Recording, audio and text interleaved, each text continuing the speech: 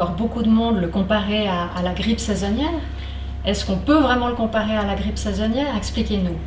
Alors, j'allais dire que, pour commencer par une boutade, je n'ai jamais vu la grippe saisonnière mettre en quarantaine 1 milliard de personnes sur cette planète. Je n'ai jamais vu la grippe saisonnière provoquer des morts par milliers, comme le fait le SARS-CoV-2, donc le coronavirus. Je m'explique. La grippe saisonnière tue en moyenne 0,1% des patients atteints, des malades atteints. Le SARS-CoV-2, donc le coronavirus, va tuer au mieux 0,8% des personnes contaminées, dans le cadre par exemple de la Corée du Sud, on est entre 0,8 et 0,9, mais je rappelle qu'en Italie, à l'heure actuelle, on est plutôt à 9%, un peu plus de 9%. Donc ça veut dire qu'au minimum, le SARS-CoV-2 va tuer, le coronavirus va tuer 8 fois plus de monde que la grippe saisonnière, et que, au pire, il va tuer 80 fois ou 90 fois plus de monde que la grippe saisonnière.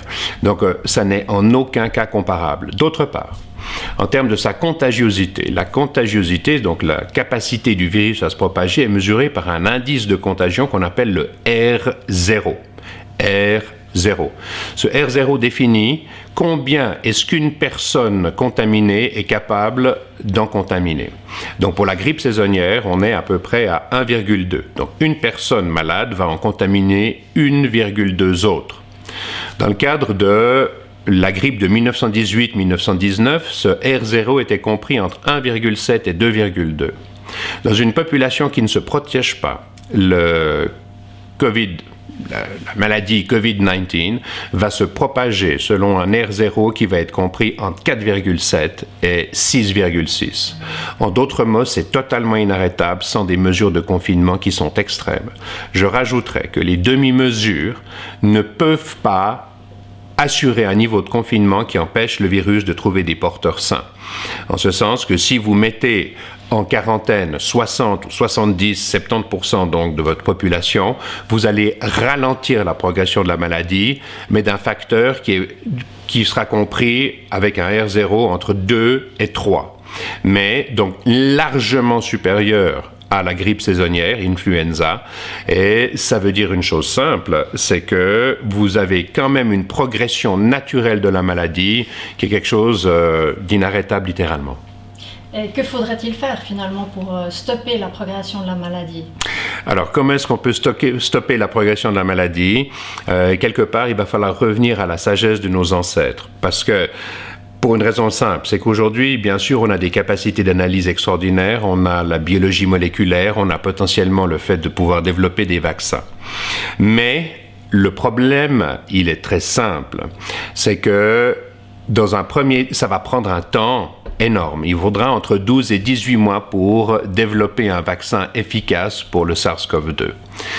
Et dans cet intervalle de temps, nos économies vont être à l'arrêt. Toutes les activités humaines vont être ralenties d'un facteur 10 probablement. On le voit avec les compagnies aériennes, on le voit avec tous les services, quels qu'ils soient, tous les métiers. Donc, il va falloir revenir à la sagesse de nos ancêtres en ce sens que ceux-ci ont défini ce qu'on appelle une quarantaine. C'est pas une 25aine ou une 14aine ou une 15aine, non, c'est une quarantaine. Pourquoi? Parce que le virus, la famille des virus corona existe vraisemblablement depuis des millions d'années.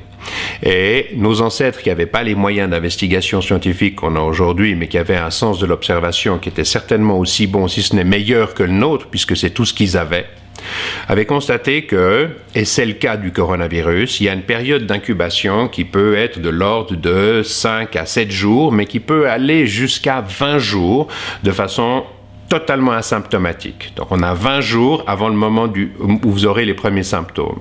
Quand vous avez les premiers symptômes, il va se passer une dizaine de jours jusqu'à ce que votre immunité ait été créée et que vous soyez asymptomatique. Et ensuite, vous allez rester contagieux pendant potentiellement encore 1 ou 2 jours, peut-être 4 ou 5, donc disons 5, et vous prenez une marge de sécurité de 5 jours. Donc si mon calcul est juste, on est 20 plus 10 plus 5 plus 5, 40 jours. Donc, qu'est-ce que ça provoque, la quarantaine? Ça va empêcher le virus de trouver des porteurs sains, donc de continuer sa progression.